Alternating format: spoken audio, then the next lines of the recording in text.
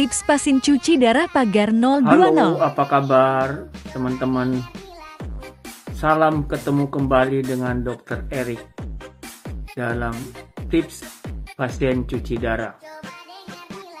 Teman-teman banyak yang bertanya ke dokter mengenai jenis-jenis binder fosfat.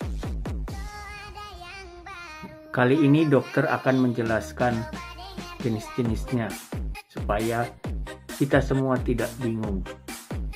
Jenis-jenis binder fosfat. Pertama kali mendengar binder fosfat saat masih koas. Waktu itu tahun 88 lah. Koas di bagian interna. Dosen dokter tuh bertanya, kenapa pasien ginjal diberi obat MAH?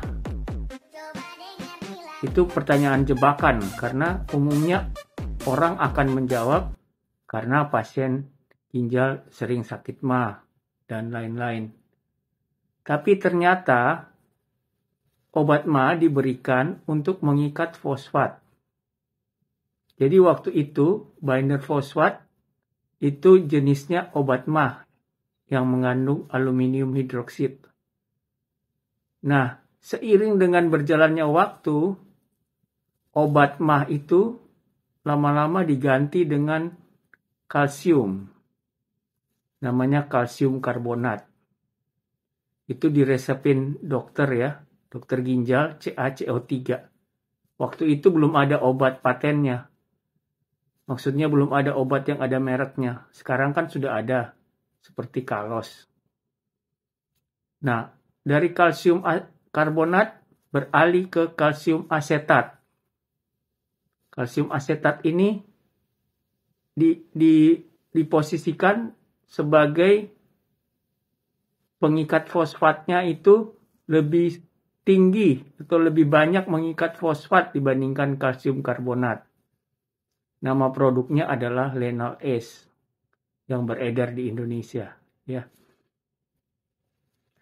Sesudah itu ternyata dari hasil penelitian yang terus berkembang, diketahui bahwa makin panjang usia seorang pasien, bisa terjadi resiko kalsifikasi karena konsumsi kalsium yang ada di binder fosfat tersebut.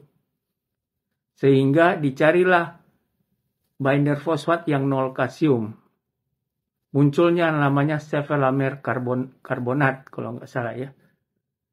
Yang nama mereknya sekarang adalah Renvela yang buatan luar negeri atau Fosbin yang buatan dalam negeri. Tetapi sayangnya memang harganya masih mahal.